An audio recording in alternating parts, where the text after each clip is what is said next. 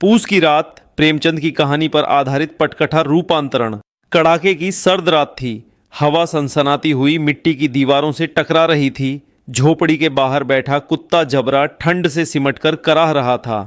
झोपड़ी के भीतर अंधेरा और सन्नाटा था। एक कोने में बुझती हुई आग की हल्की सी लालिमा कांप रही थी, जैसे ठंड से हार मान रही हो। हल्कू जमीन पर बैठा था। फटे पुराने शॉल में खुद को लपेटे हुए भी उसका शरीर लगातार कांप रहा था। दांत आपस में टकरा रहे थे। मुन्नी गीली लकड़ियों से आग जलाने की नाकाम कोशिश कर रही थी। यह आग भी साथ नहीं दे रही। मुन्नी झुंझलाकर बोली, कितनी सर्दी है। हल्कू ने शॉल को और कसकर लपेट लिया। कांपती आवाज में बोला, आज की रात तो जैसे हड्डियों तक जमा देगी। मुन्नी ने उसे देखा और गहरी सांस ली। थकी हुई आवाज में बोली, तुम्हें खेत पर जाना होगा। फसल की रखवाली कौन करेगा। हल्कू और जोर से कांप उठा। इस सर्दी में, उसने कहा, मेरे पास रजाई भी नहीं है।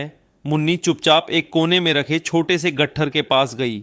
उसमें से एक पतली, जगह जगह से सिली हुई रजाई निकाली। धीमी आवाज में बोली, यही है जो कुछ है, और क्या कर सकते हैं। साहना पैसे मांगने आया था, 3 रुपए ही तो थे। हल्कू का चेहरा सख्त हो गया। कड़वाहट से बोला, 3 रुपए, और मेरी सारी कमाई उसने ले ली। अब मुझे इस ठंड में खेत पर मरना होगा। मुन्नी की आंखों में सहानुभूति थी, लेकिन साथ ही लाचारी भी। जाना तो होगा, वह बोली, फसल ही तो हमारा सब कुछ है। हल्कू ने सिर झुका लिया। धीरे धीरे उठकर एक मोटी सी लकड़ी उठा ली। जबरा यह समझ गया कि मालिक बाहर जा रहा है। वह हल्कू के पास आया, पूंछ हिलाई और कराहने लगा। हल्कू ने फीकी सी मुस्कान के साथ कहा, चल जबरा, आज रात हमें ही जागना है। खेत, रात, खुला मैदान, अंधेरा, ठंडी हवा और दूर कहीं सियारों की आवाजें। हल्कू और जबरा गन्ने के पत्तों से बने अस्थाई छप्पर के नीचे सिमटे बैठे थे। आसमान में चांद नहीं था। पतली रजाई शरीर को ढक तो रही थी, पर ठंड को रोक नहीं पा रही थी। हल्कू लगातार कांप रहा था। जबरा उससे चिपका हुआ था, जैसे अपनी थोड़ी सी गर्मी बांट देना चाहता हो। देखी जबरा, हल्कू फुसफुसाया, आज कैसी कड़ाके की ठंड है, जान निकली जा रही है। जबरा ने कराहते हुए उसका हाथ चाटा। हल्कू ने धीरे से उसके सिर पर हाथ फेर दिया। जनवरी की रात है, वह बोला, खेत में आग जला लेता तो कुछ आराम मिलता, लेकिन पत्तियां गीली हैं। वह जरा सा हिलने की कोशिश करता, पर शरीर जवाब दे चुका था। घर की याद आने लगी। पुरानी रजाई, चारपाई, दीवारों की ओट। उसके मन में आवाज गूंजी, घर पर होता तो कितनी गर्माहट होती। मेरा पुराना कंबल, पर क्या फायदा, अब तो यहीं मरना है। तभी खेत में सरसराहट हुई। जबरा चौंक उठा और भौंकने लगा। क्या है जबरा, हल्कू बोला, कोई जानवर आया क्या।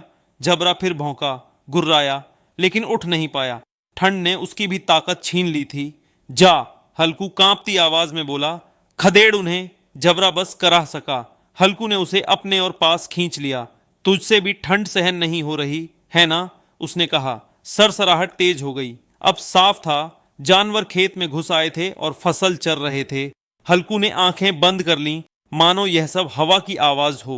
उसे सपना आने लगा, गरम रजाई, गहरी नींद। ऐसी गरम रजाई, ऐसी नींद। फसल के टूटने की आवाजें जारी रहीं। हल्कू ने आंखें खोलीं। अंधेरे में जानवरों की परछाइयां दिख रही थीं, पर वह उठा नहीं। उसके मन में एक अजीब सी शांति उतर आई। अगर फसल न रही तो रखवाली भी नहीं करनी पड़ेगी। ठंड में यहां नहीं सोना पड़ेगा। सारी रात जागा, पर अब क्या फायदा। उसने रजाई सिर पर खींच ली। झबरा उससे चिपका हुआ था। फसल टूटने की आवाज अब उसे लोरी जैसी लग रही थी। सुबह, सर्द सुबह, पक्षियों की आवाजें। हल्कू गन्ने के पत्तों के नीचे सोया हुआ था। चेहरा ठंड से पीला पड़ चुका था।